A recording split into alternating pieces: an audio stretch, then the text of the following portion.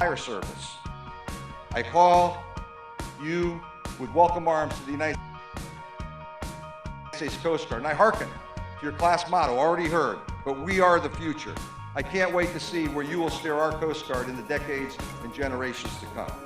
And now I have the privilege to welcome a leader with a distinguished history of public service, an ardent supporter of the women and men of the Department of Homeland Security, and Department's 7th Senate-confirmed Secretary of Homeland Security. Ladies and gentlemen, please join me in welcoming the Coast Guard Service Secretary, the Honorable Secretary Alejandro Mayorkas.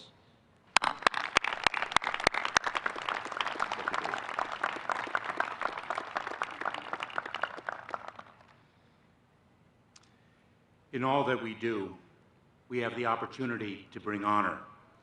We can bring honor to our colleagues, to our shipmates, to the institutions of which we are a part, to our families and communities, and to those who came before us and in whose memory we serve. Thank you, Admiral Schultz, for your distinguished leadership, for the honor you bring to the Coast Guard, to the Department, and to our nation.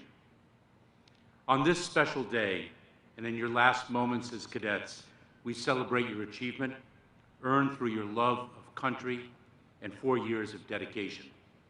You challenged your strength on the field and in the Thames, stretched your intellect in Satterley and McAllister halls, and tested your mettle in your summer assignments.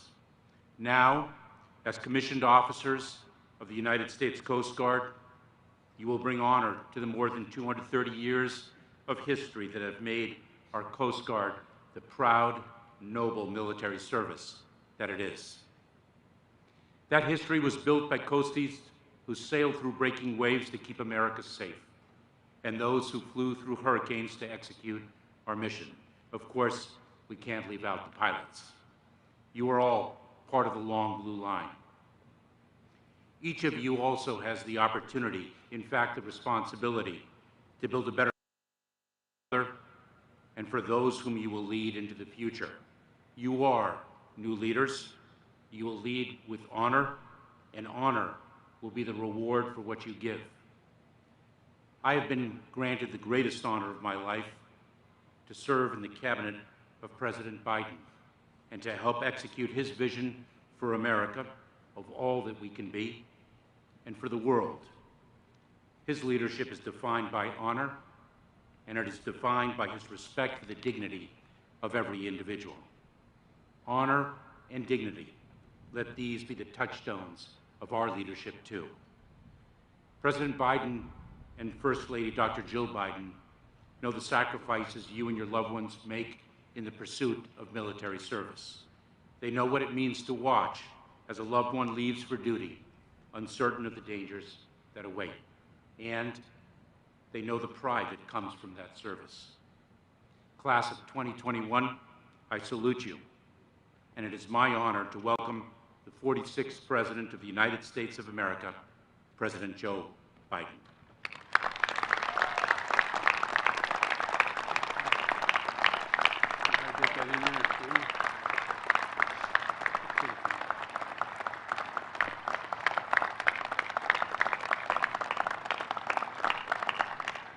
Mr. Secretary, thank you. Hello, Coast Guard Academy. I tell you what, we're going to speak for about 4 hours to see if those white uniforms last longer to keep the heat away than these poor guys in their graduation gowns here. God love you. I thought I was out in a blue suit. Governor Lamont, it's good to see you, man. You've been a good friend a long time. And I understand the senior senator from this state for a long time, Chris Dodd, is here. I don't know where you're. I don't think you're in the class, Chris. But you want to? Where is he? Chris, welcome, pal. One of the finest men I've ever served with in my whole career. And Mayor Pissarro, I want to thank you for being here. Thanks for the passport into town. And I want to thank again Secretary Mayorkas for joining me today as well. He understands well how vital the Coast Guard is to our economic, our environmental, and our national security, and how central you are to our Homeland Security mission. Admiral Schultz, congratulations on outstanding new Corps of Officers.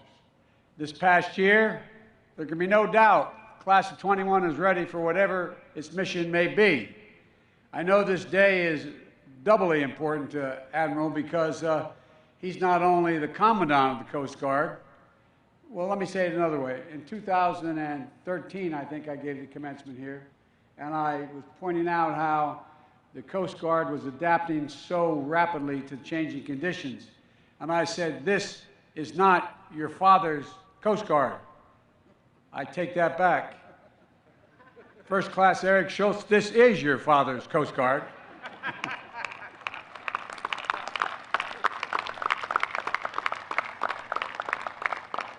And I know it probably embarrasses me to point you out and say that, but I had a son in the United States military. He was very proud. He was a Major U.S. Army, won the Bronze Star, anyway.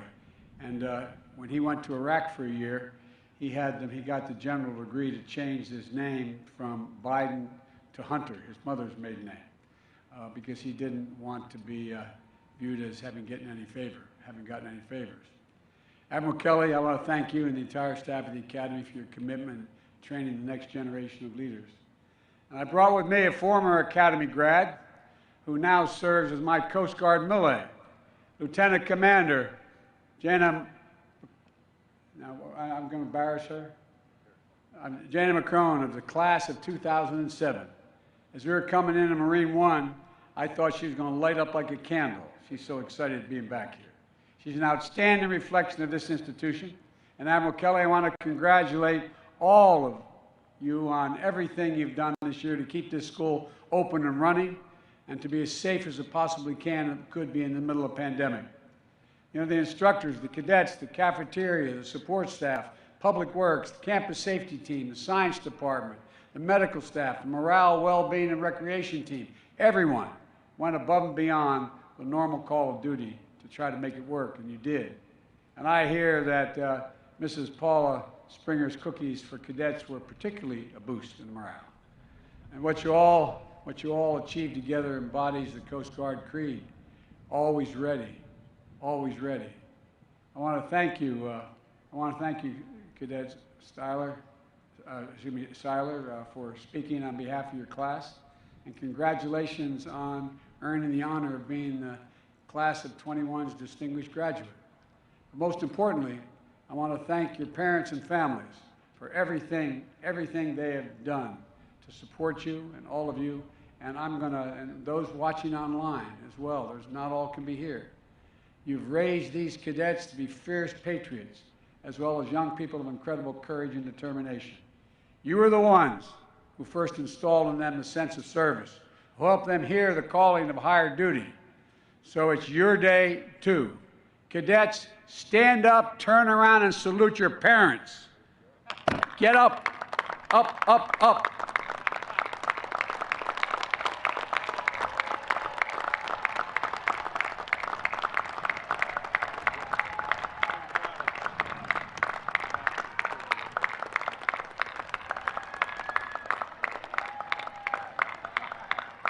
I tell you what, and all those parents watching on television, you raised a fine, fine, fine group of women and men.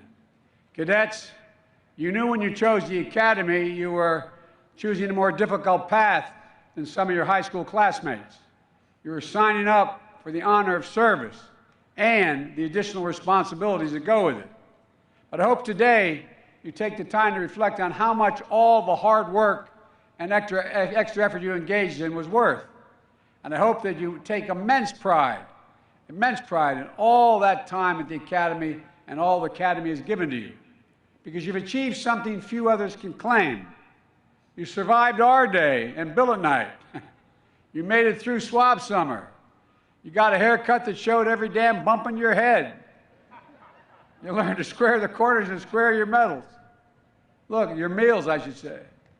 And you memorized, and this is the part I found would have been hard, memorized running lightning. I'm going to ask you all to stand up and repeat it. No, I'm only kidding. You earned your shoulder boards and your aiguillettes.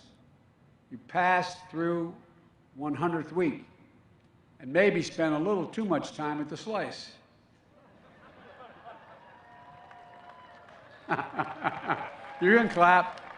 Come on, man, you're moving on. Show a little courage. And like all the students across the country, you had to figure out what it meant to finish your second year class with virtual instruction. The pandemic upended so much of our lives, as was mentioned several times so far. Last year's graduating class didn't get to have this ceremony in person. But the Coasties fashion that you all have, you met the threat head on. You adapted, showed your resilience, and you led. The class of 21, you were the ones to test and improve the restricted movements protocols that allowed you to return to class on campus. And with careful precautions and regular testing, you were able to go back to your lives and training here in New London to conduct your first year class in person.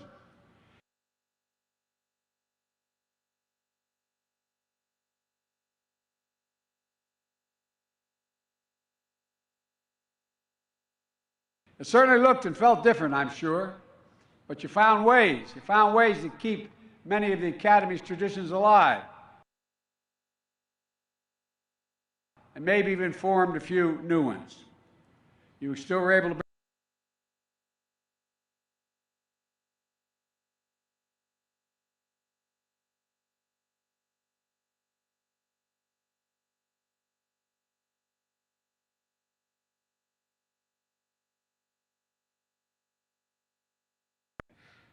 oh, man, I tell you what, I'd have trouble watching my car sit there.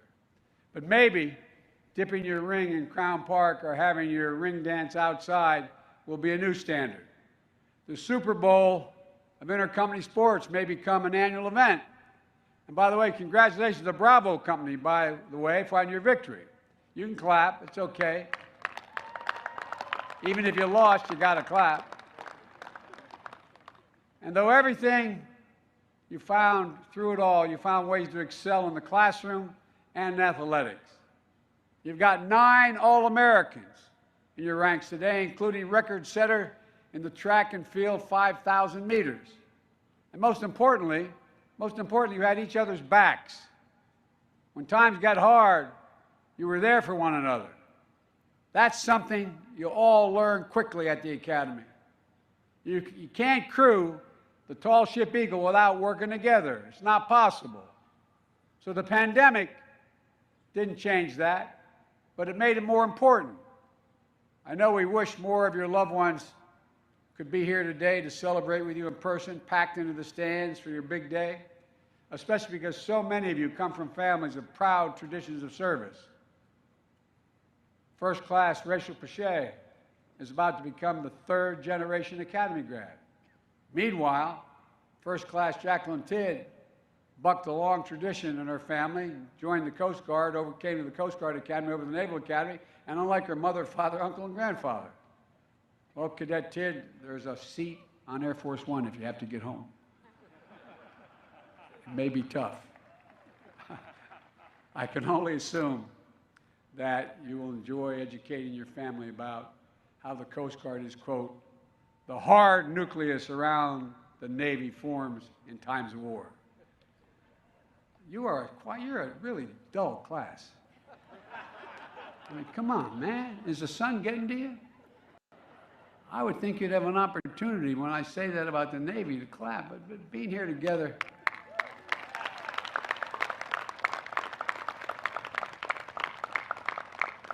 But all kidding aside, being here together is a victory in and of itself. An important marker in the progress we've made to turn the tide of this pandemic. It's a testament to the skill and military discipline and sense of responsibility you already embody. So there's no doubt in my mind that the 140th graduating class of the United States Coast Guard Academy will reflect the very best of our country and the proudest positions of our service. Look, in just a few minutes, you will be ensigns in the U.S. Coast Guard. But the only anchor cadet is the only one going home with $240 in his pocket. And before I go much further, as your Commander-in-Chief, I've been looking forward to being able to do this for a long time. I want to keep a long-standing tradition that, and here it goes, I hereby absolve all those serving restrictions of minor infractions absolved. Now, you have no idea how much I wish I'd have been able to do that at my graduation. At my graduation from the University of Delaware. Because I need, as we say in my faith, I needed absolution. You all think I'm kidding, I'm not. Minor infractions like using a fire extinguisher to hose down an RA, but other than that, nothing much. Look, cadets, today you're joining a chain of service that links each of you to our history. It's a connection to the very earliest days of our nation as part of this country's oldest continuous seagoing service. But no class gets to choose the world into which it graduates. And demands and the challenges you're going to face in your career are going to look very different than those who walked these halls before you. You chose, as a class motto, reflects this reality. You said, "We are the future." I don't think you have any idea how profound that assertion is. The world is changing. We're at a significant inflection point in world history. And our country and the world, the United States of America, has always been able to chart the future in times of great change. We've been able to consistently renew ourselves. And time and again, we've proven there's not a single thing we cannot do as a nation when we do it together. And I mean that, not a single solitary thing. And this is particularly important in this moment of accelerating global challenges, hybrid threats that don't stop at our border. We have to meet them on the land and the sea, wherever we find them. And that's where the Coast Guard excels. Pandemic response would not necessarily have been considered a Coast Guard mission until there were more than 250,000 stranded cruise passengers who needed to be safely disembarked during COVID-19. Now we see with harrowing clarity how important halting this pandemic and improving our ability to prevent and respond to the next one is in our national security. That's why 500 Coast Guard reservists have deployed in support of FEMA and other nationwide vaccination efforts. Disaster response has long been part of the Coast Guard's mission, but with the pace of climate change accelerating, we're seeing more frequent and more intense storms that call for you to respond. Last year was the most active hurricane season on record, 30 named storms. And the Coast Guard was always there to respond, even at the height of the pandemic. But you've also been a part of our response to wildfires in the West, record flooding in the heart of the country.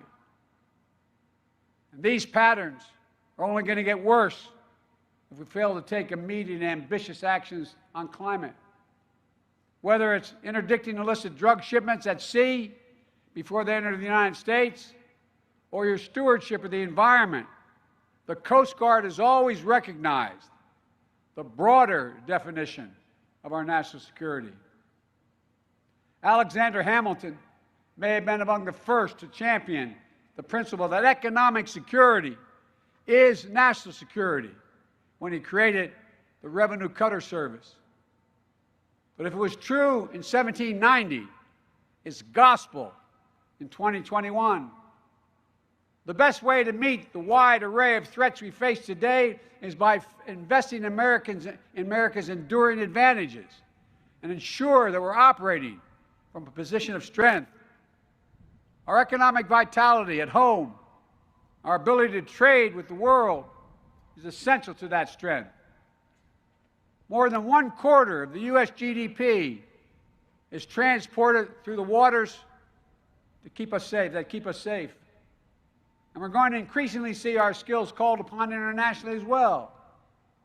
For decades, the United States has underwritten international maritime security. We and our partners have kept the sea lanes open and secure. We developed clear rules of the road. Behavior is in bounds, important, out of bounds for other nations, to ensure that we can share peacefully in the natural bounty of the sea. And for decades, those rules supported global economic strength that benefited nations everywhere and helped people around the world develop their economic potential. But as you know, increasingly, we're seeing those rules challenged, both by the rapid advance of technology and the disruptive actions of nations like China and Russia, with whom I've had direct discussions of this with President Xi as well as President Putin. Long-standing basic maritime principles like freedom of navigation are a bedrock of global economic and global security.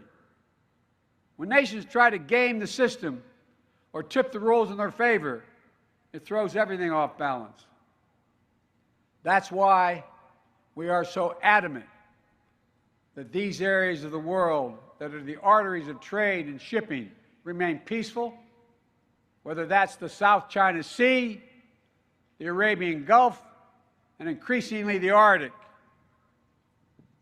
It's of vital interest to America's foreign policy to secure unimpeded flow of global commerce. And it won't happen without us taking an active role to set the norms of conduct, to shape them around democratic values, not those of autocrats.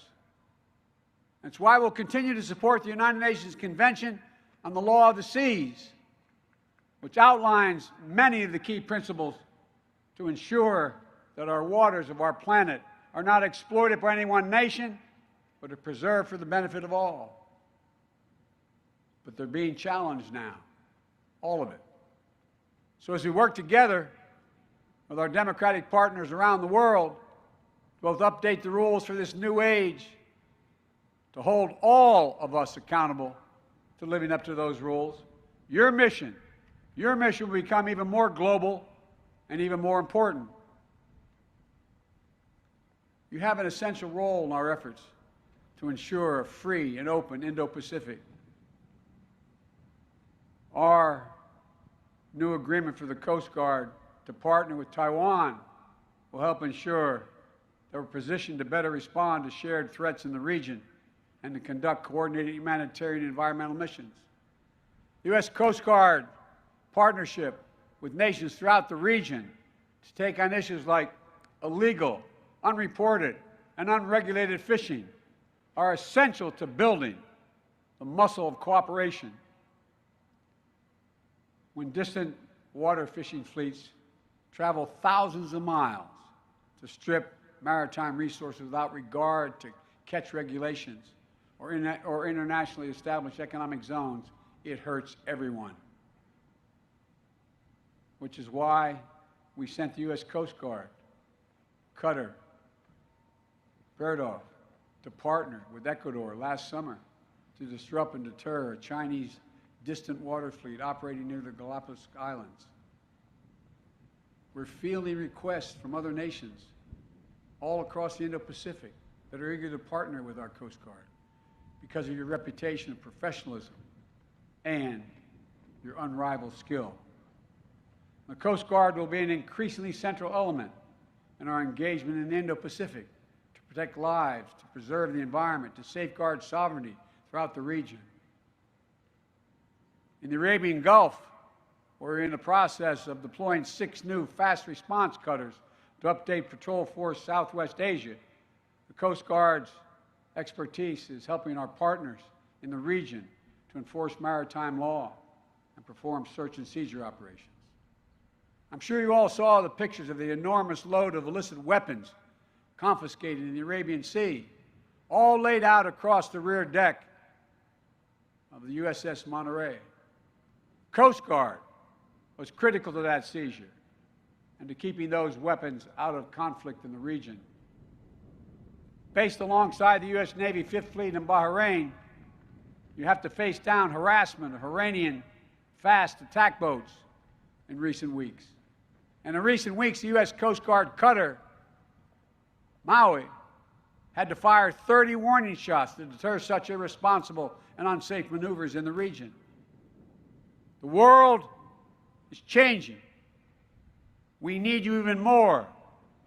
And in the Arctic, the Coast Guard is a proud American presence in the region, rapidly growing in strategic importance as ice recedes and new sea lanes open.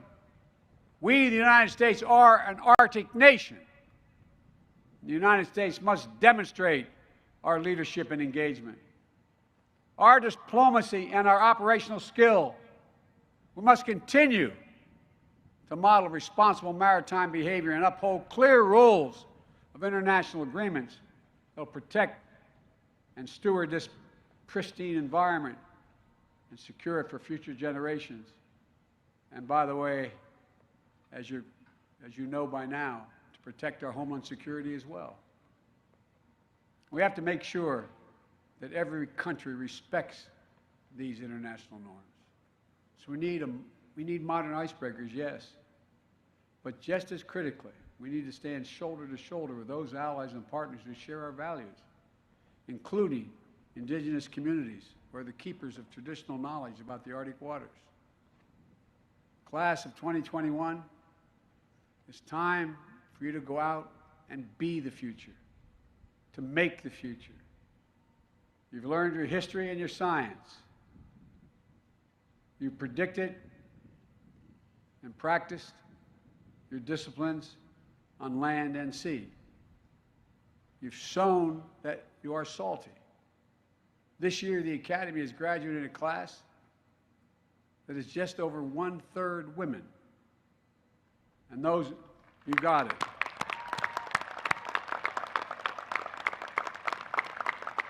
I was telling the Commandant, I just appointed 3 women as combatant commanders around the world. And those numbers are going up year by year. As I said, I recently nominated Vice Admiral Linda Fagan. Class of '85 in the Coast Guard is the first female 4-star admiral.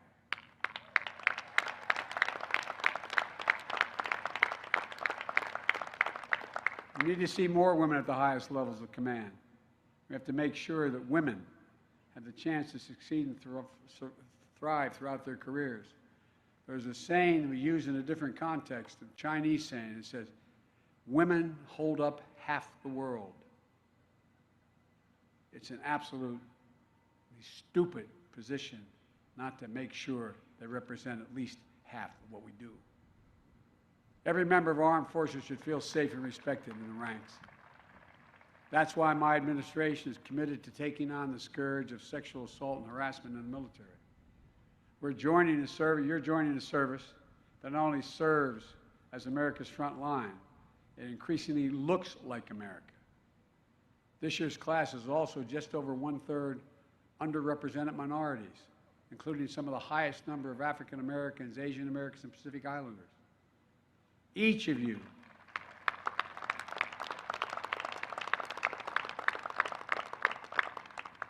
will be asked to lead people who come from different backgrounds. Your challenge as a leader is to treat every single person with equal dignity and respect and find ways to unlock everyone's talent. You know, you've already done some important work as a class, including with a class-wide equity walk and discussion groups in the wake of George Floyd's murder.